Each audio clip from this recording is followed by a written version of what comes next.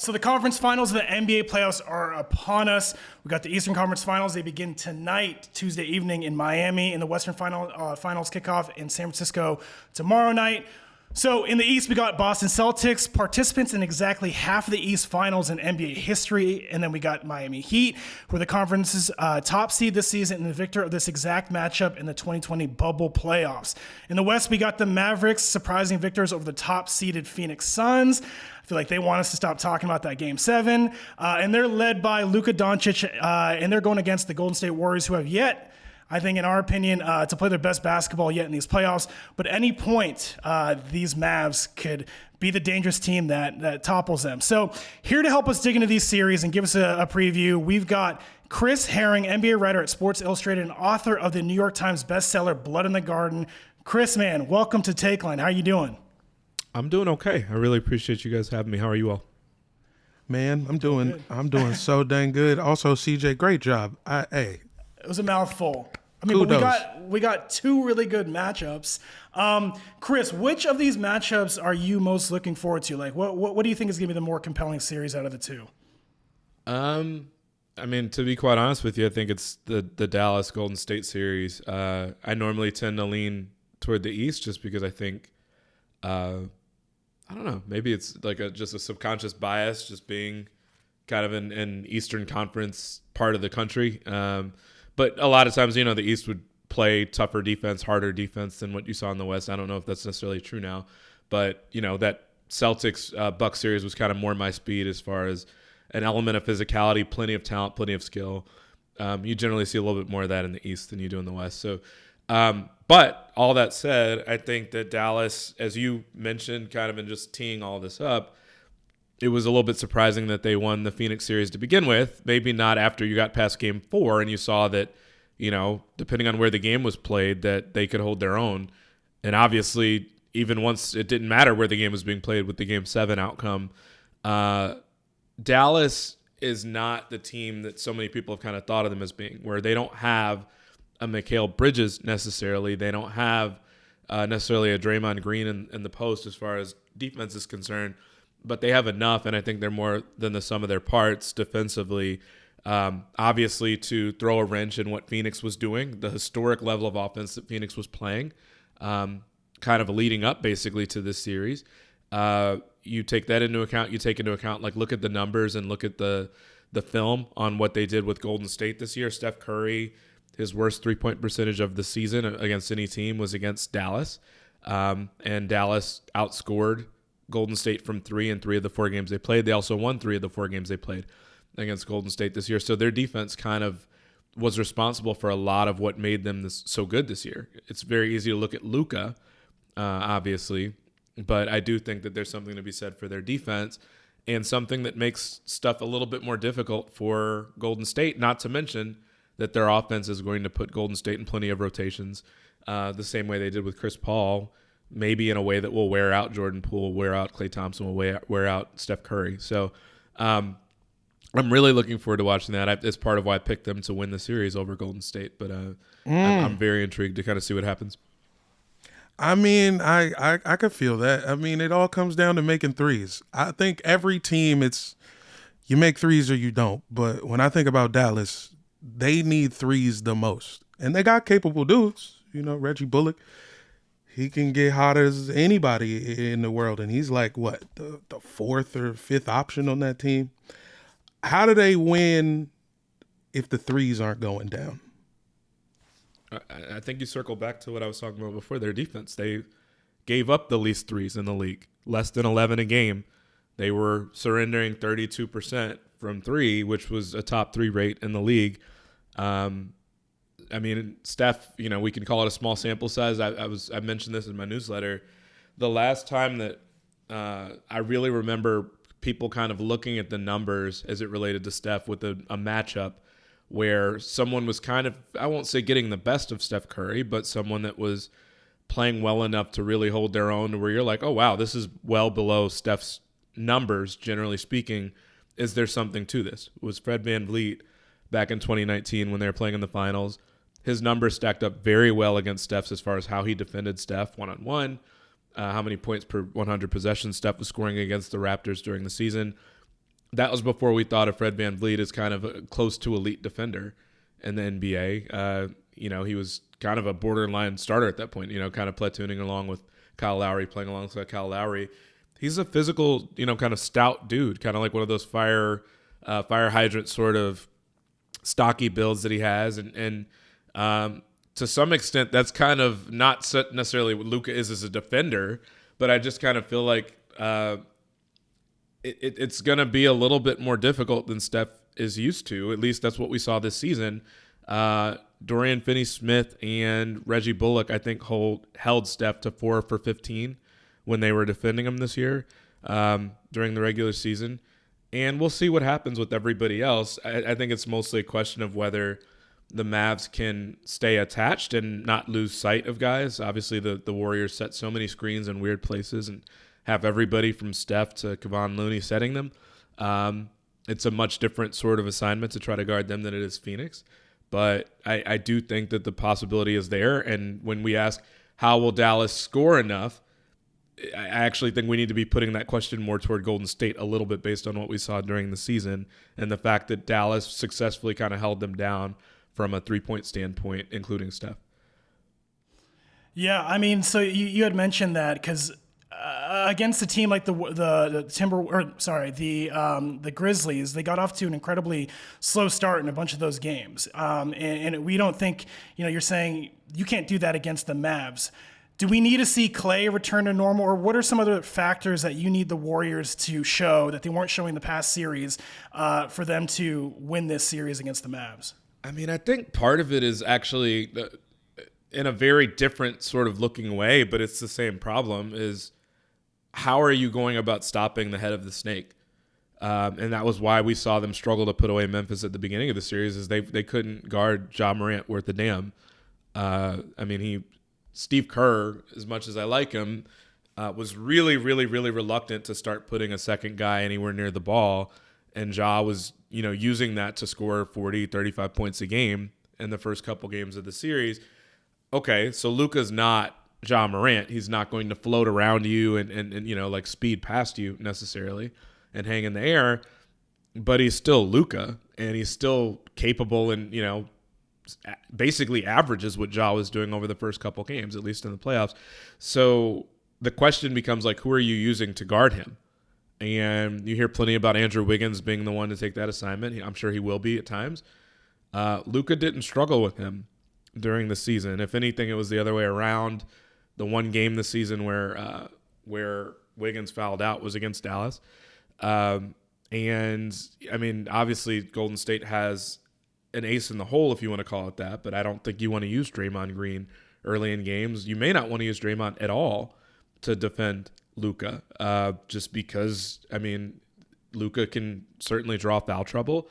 Luka's a big physical guy, and not to mention, if you have to bring Draymond that far up in your coverage, you don't have kind of your quarterback manning the back line anymore from a defensive standpoint. Gary Payton would be a really, really good player to have for a series like this. Would he lock down Luka? No, I think Luka shot 80% against him in five or six shots this year. So not automatic that he'd stop him, but it would be nice to have another body. It would be nice to have another guy that has enough physicality to at least hold his own at times. Andrew Wiggins does not strike me as the most capable of doing that, but neither does Jordan Poole. Klay Thompson is still rounding back into form from that standpoint. Steph is not that guy. He can, possession here or there. So it's going to be difficult. And I think that's kind of the biggest question looming here for Golden State is, okay, Ja was tearing you up. The series became a little bit easier. I know the games were tight at times, and obviously Memphis won the one game by 90 points. But obviously it's an easier defense to defend when Ja is not out there. So how do you go about guarding Luka? Because they really don't have a great person at, point of attack sort of person with Gary Payton out. So that's the key thing I'm looking at here from Golden State standpoint is who are you using on that assignment?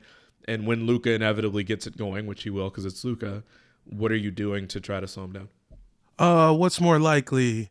Draymond Green and Steve Kerr get into it on the sideline when Draymond asks to check Luka one-on-one, or Draymond kicking Luka in the nuts. it's one of those. It's like that meme. It's like, why not both? I could see both things happening. Look, if it gets to a point where he's doing that much damage, I could see Draymond putting his hand up to go play defense on him and Kerr wanting him to do that. I just think that if that comes across too early in the game or too early in the series, the other thing it has the potential to do is really wear Draymond down. And I don't know that you want to do that. I mean, he was pretty honest in saying that kind of wore him down a little bit when he was defending Jokic. Now, you didn't have as many options, in that situation. You kind of had to use Draymond. I don't think you could feel comfortable putting Kevon Looney or anybody else that far out on the perimeter against him. But he came out of the series just kind of singing Jokic's praises, and Jokic had a lot of praise for him as well, because that's a big dude, and he has a lot of skill that's not common at that position. Luka's obviously the same thing, just at a different spot, and someone that handles the ball even more than Jokic does. So Draymond might be capable. I don't love the idea of asking him to do that for 30 minutes a game. And again, if he's the one that's going to be doing that, I could imagine that at a certain point, you're not normally looking to target Draymond because he's just too great a defender. But if you can get him in foul trouble, and you can take away that anchor for them, I could see them trying to target that at a certain point if he's already got 3-4 fouls in a game. Gentlemen, I got 3 words for you. Otto Porter Jr., the people's champ. He's been good for him. I don't know. We'll see. It'll be interesting. I just kind of feel like Luka. Maybe I'm thinking too much about Otto's frame. I mean, he's a much better defender than I think he gets credit for. But, man, I just think a lot of the guys on that team, I think Wiggins is like that too to some extent, where it's just like the frame doesn't seem like it would hold up enough to guard somebody like Luka. Yeah. But we'll see. I mean, it'll be really fascinating because of all this.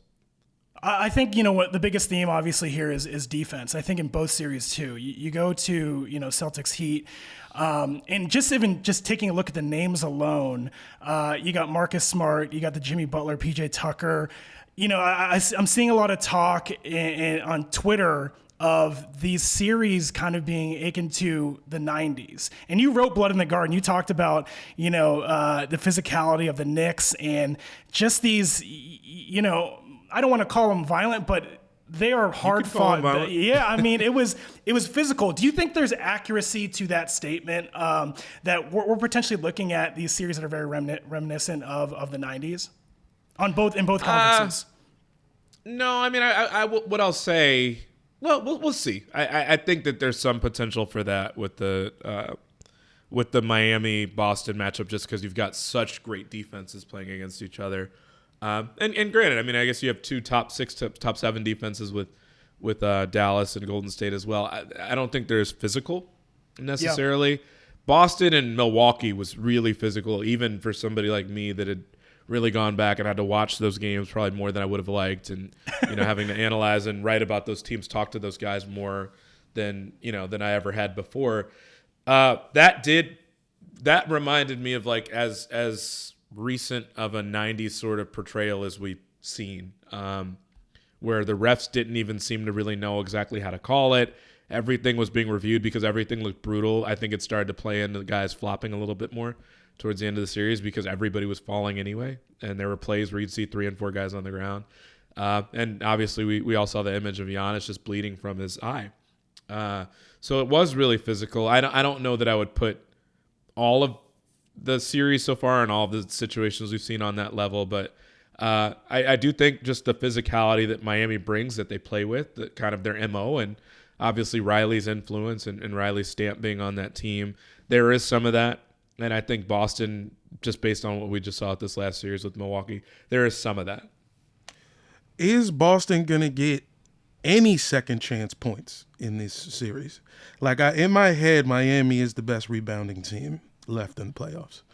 Am I just making that up, or is that facts? I mean, it'll be difficult for them. For all sorts of reasons, not the least of which is obviously that Boston is going to play with lineups that that can space the floor, just to kind of create more space and more driving room for Brown and Tatum. One thing that will be interesting and gives them the potential for a little bit more from that standpoint is, okay, Robert Williams, we assume, is back. I think bone bruises are a little bit more serious than most people realize, or that they can be, or more painful.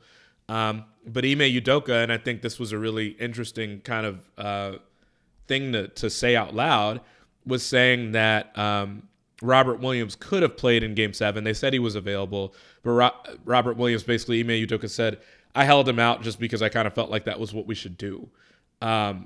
Meaning that, if you read between the lines of it, plus minus wise, they were a lot better with Robert Williams off the court in that series.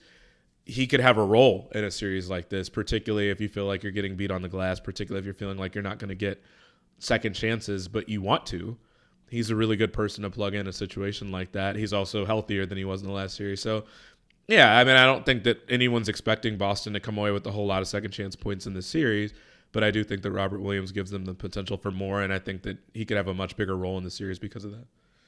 I want to tell you about Underdog Fantasy's Pick'em game. It's the easiest and most fun way to spice up your NBA season that doesn't include candle wax dripping on your bare skin.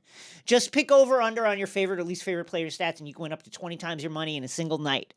What other kind of deal allows you to 20x your cash in a single night that won't land you in prison? Underdog keeps it incredibly simple with their easy-to-use website and mobile app. Pick between 2 and 5 players.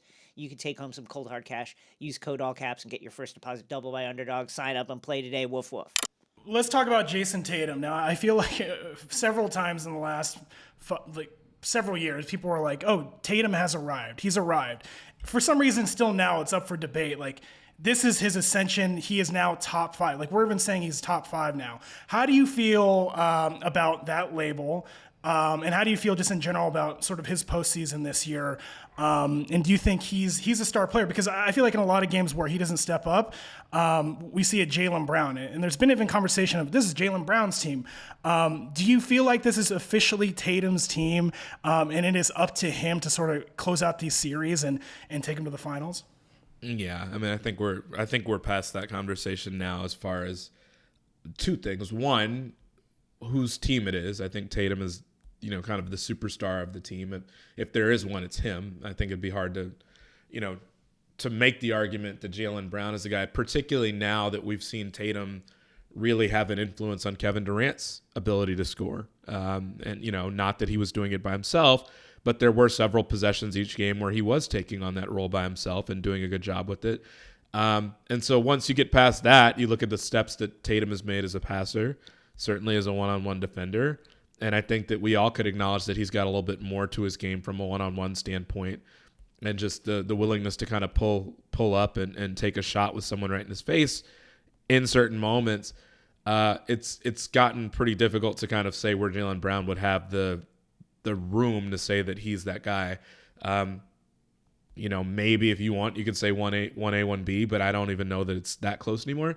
So that's fine. But I think we've moved past that, and I think this stretch of season for them and this postseason run for them to knock off the defending champs, we've obviously also moved past the idea of do you need to split them up, which was a conversation that was happening midway through the season. It was kind of hard to believe that it was. But this is a team that not only those guys being really influential, really important, but the rotation that they have, which was deep enough to take out a team like Milwaukee, granted shorthanded, and granted Giannis playing his butt off. But, that's what this sort of team is supposed to do, with Grant Williams and Al Horford and Peyton Pritchard doing what he did. And really, a really key piece of the last two games in that series, Derek White, someone that they traded for. So this is a team that I think just kind of gels and fits perfectly. Marcus Smart, obviously a big part of it too. And the ability to do it without Robert Williams, or realizing that Robert Williams maybe wasn't a great fit for that, but having somebody else that you can go to space the floor to get 7 threes out of a Grant Williams in a game 7, or 30 points out of Al Horford in a game, 4 or game 5. So, I think we're past the conversation of whose team it is. I think Tatum is that guy. But I don't think that if you're going to be making runs to the title or the conference finals every year, which that could be their future now, then hopefully you would hope guys aren't that worried about the titles and the titles of whose team it is. Even as we're hearing about Kyrie Irving saying that he regrets kind of not speaking to LeBron and the way all that stuff broke down in Cleveland. it doesn't make sense to get into that if championships are on the table potentially. You just want to go out and figure that out. It does seem like that. Can I actually? Oh. No, I just wanted to, before we started to cut you off, Jamel, I just want to remind all of us I feel like there was a time this season where packages including Jaylen Brown were being discussed for Ben Simmons. Sure. And there were. I'm disgusted at this point of hearing it or just remembering talk of these two being split up. An incredible duo at their age. Like you said, could be the future of this league for the league, the conference for the next 5-10 years. I mean, tested, bro. They've been together for like 5 years. Yeah. It takes a minute, guys. It takes, that's what we all need to remember. It takes a second. Yeah, and Tatum's got the ruffles Stuff deal. Puts pressure on you. You don't get to... Stuff puts pressure on you when you're talking about contracts of that size. Patience. I'm already seeing this, and I think it's just a part of us being relatively young and very much online all the time. Somebody, there was the drum beat last week after Philly got eliminated the way they did, and people saying, is Doc coming back? It's weird because I feel like fan bases are trying to play hot potato with Doc, where the Lakers fans on Twitter don't want him. The Sixers fans certainly don't want him. And, they're waiting for the end of season press conference from Daryl Morey and Doc to figure out, is he coming back? And it's like, you do realize the guy is owed $8 million a year for the next 3 years. And you do realize that NBA owners, for all the money they have, are very, very cheap. Like, they're not going to let a championship caliber, and by that I mean someone that literally has won a championship as a coach. I know the roster he had when he did it, but he won a championship as a coach. He's had other teams very close to that before. I don't think you're just ousting the dude after 2 years, particularly when the team was shorthanded. Embiid missed 2 games of the series. Harden played like ass. Like, we're not... Multiple things can be true at once. Maybe someone didn't do the best job coaching, but unless you can pin something solely on Doc, I don't think it's going to happen. And as I was saying that on Twitter, Knicks fans were like, well, what do you think about Thibodeau? I'm like, the guy that won Coach of the Year last year? Like, I don't think that the Knicks are just going to fire the dude after one bad year, even though it was a rough year. It was a bad year, but the clock on so much of this stuff has sped up for so many fans. And I don't think they realize it. And I don't think that they realize that sometimes things take a while to work out. Sometimes you have a year where you take a step back. I was one of the only people I really saw out there saying that I really expected the Hawks to struggle this year for exactly that reason. The growth is not always linear when you're talking about young players and young teams that have like a really surprising run out of nowhere to a conference finals. And I didn't think that they'd almost miss the playoffs. I guess they... in this case, they, barely made it. But I just don't. Actually, no. I forgot. They didn't. Obviously Wait a minute. I'm trying to remember now. All these series we've had, but just a situation where they have to get in through the play-in. And you look at stuff like that. So they end up being the 8th seed and getting in. The last moment. But that's just kind of how stuff works, is that we're so used to just kind of expecting growth and expecting a certain type of growth. And if you have a breakout moment, the next game has to be that way too. And it doesn't always work that way. And so, Boston is a very good example of how that comes to pass. And I think also look at, they had really good growth at the beginning.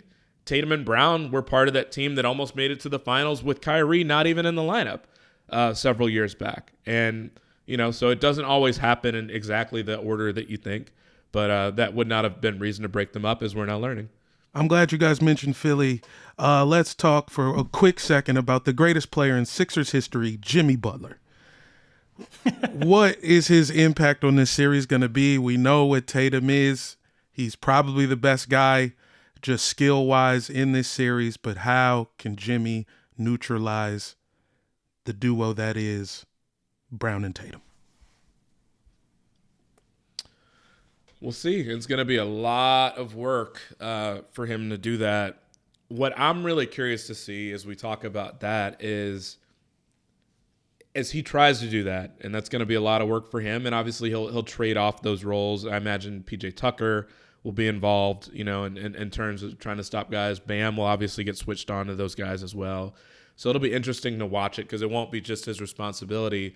But what I really want to see, and I think one of my biggest questions for the series is does Kyle Lowry return for this series?